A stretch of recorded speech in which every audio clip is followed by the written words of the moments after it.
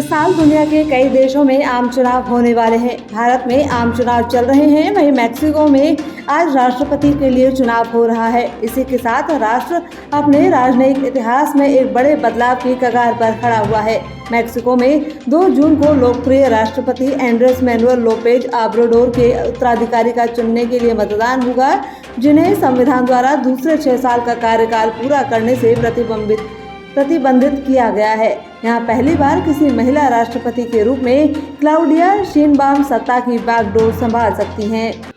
Israel और Hamas युद्ध के बीच मालदीव की मुइज़्ज़ू सरकार ने एक बड़ा फैसला लिया है। मालदीव सरकार ने पासपोर्ट नियमों में बदलाव करते हुए इजरायली पासपोर्ट पर बैन लगा दिया है। इस फैसले के बाद अब इजराइल के नागरिक मालदीव नहीं जा सकेंगे। सरकार ने ये फैसला गाजा पर इजरायली सेना के हमले को लेकर मालदीव के लोगों में लगातार बढ़ रहे गुस्से के मद्देनजर लिया है। मालदीव के गृह मंत्री ने एक आपात प्रेस ब्रीफिंग में कहा कि आज कैबिनेट ने इजरायली नागरिकों के मालदीव में प्रवेश पर रोक लगाने के लिए कानून में जरूरी बदलाव किए हैं। कैबिनेट ने इस प्रक्रिया में तेजी लाने के लिए मंत्रियों की एक विशेष समिति गठित की है। बता दें, हर साल 10 लाख से ज्यादा पर्यटक मालदीव का रुख करते हैं। दक्षिण कश्मीर में पुलवामा के नेहामा इलाके में मुठभेड़ शुरू हो गई है। आतंकी ठिकाने के बारे में वक्त पर मिली जानकारी के आधार पर संयुक्त बलों ने इलाके में सर्च ऑपरेशन चलाया। इस दौरान आतंकवादियों ने तलाशी दल पर हमला करने की कोशिश की, जिसके बाद गोलीबारी शुरू हो गई। पुलवामा मुठभेड़ में लश्कर के 2 बड़े आतंकवादी कमांडर फंसे हुए हैं।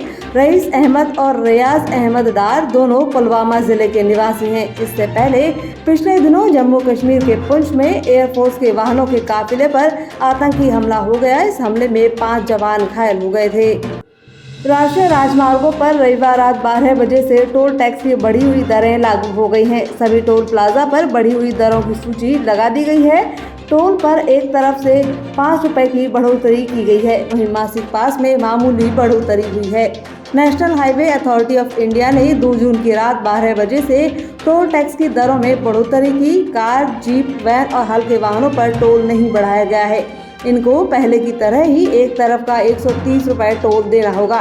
हल्के कमर्शियल वाहन, मालवाहक वाहन और मिनी बसों पर भी कोई टोल नहीं बढ़ाया गया है। इन वाहनों से भी पहले की तरह ही एक तरफ का 210 रुपए टोल वसूला जाएगा।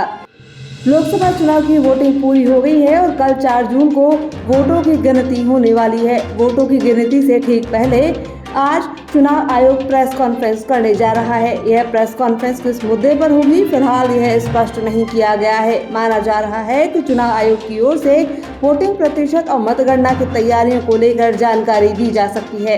लोकसभा चुनाव 7 चरणों में आयोजित किए गए थे, जो 19 अप्रैल से शुरू हुए थे और 1 जून को संपन्न हुए। ऐसे में शायद ऐसा पहली बार हो रहा है जब चुनाव आयोग मतदान खत्म होने के बाद प्रेस कॉन्फ्रेंस का आयोजन करने वाला है। लोकसभा चुनाव के लिए वोटिंग खत्म हो चुकी है और अब सभी को कल होने वाली मतगणना का इंतजार है। इसके लिए जरूरी तैयारियां पूरी कर ली गई हैं। राजस्थान की सभी 25 लोकसभा सीटों पर कल सुबह 8 बजे से मतगणना शुरू होगी। इसके बाद चुनावी नतीजे घोषित किए जाएंगे। मतगणना को लेकर भाजपा और कांग्रेस ने अपने सभी पोलिंग एजेंटों को विशेष हिदायत देते हुए मतगणना के दिन सतर्क और सचेत रहने के निर्देश दिए हैं। वहीं वोटिंग काउंटिंग के दौरान किसी तरह की गड़बड़ी न हो पाए, इसके लिए राजनीतिक दलों ने अपने गुणी और अनुभवी कार्यकर्ताओं को पोलिंग एजेंट बनाया है।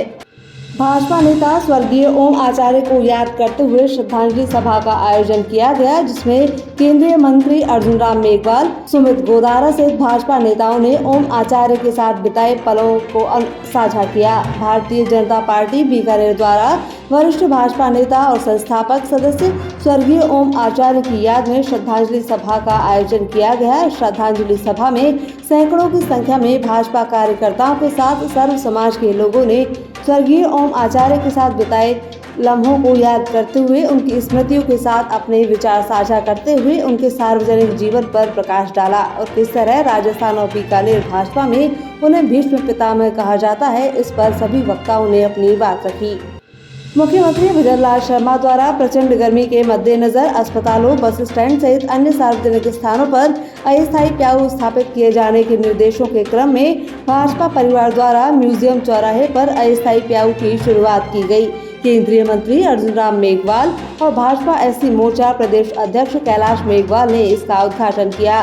केंद्रीय मंत्री मेघवाल ने कहा कि जरूरतमंद व्यक्ति की किसी भी माध्यम से सेवा करना पुण्यदायी होता है। अस्थायी प्याऊ से इस क्षेत्र से गुजरने वाले लोगों को राहत मिलेगी। उन्होंने कहा कि भाजपा की संवेदनशील नीतियों के कारण आज पार्टी के प्रति जन जन का विश्वास बढ़ा है। राजस्थान में लोगों को गर्मी से थोड़ी राहत मिली है। रविवार को भी लगातार दूसरे दिन जयपुर, बीकानेर और भरतपुर संभाग के जिलों में आंधी बारिश का दौर जारी रहा। कई जिलों में ओले गिरने और बारिश होने से तापमान में गिरावट दर्ज की गई। वहीं आगामी 2 दिनों तक ये दौर बना रह सकता है। लोकसभा चुनाव के परिणाम से एक दिन पहले और एग्जिट पोल के अनुमानों के बाद भारतीय शेयर बाजार जमकर झूमा। सेंसेक्स और निफ्टी शुरुआती कारोबार में अपने अपने सर्वकालिक उच्च स्तर पर पहुंच गए। इससे पहले प्री ओपनिंग के दौरान सेंसेक्स ने 2600 अंक से ऊपर की छलांग लगाई। वहीं निफ्टी भी 800 अंक से ज्यादा की बढ़त के साथ खुला। एक समय अपने ऑल टाइम हाई 76,583.29 के स्तर पर पहुंच गया।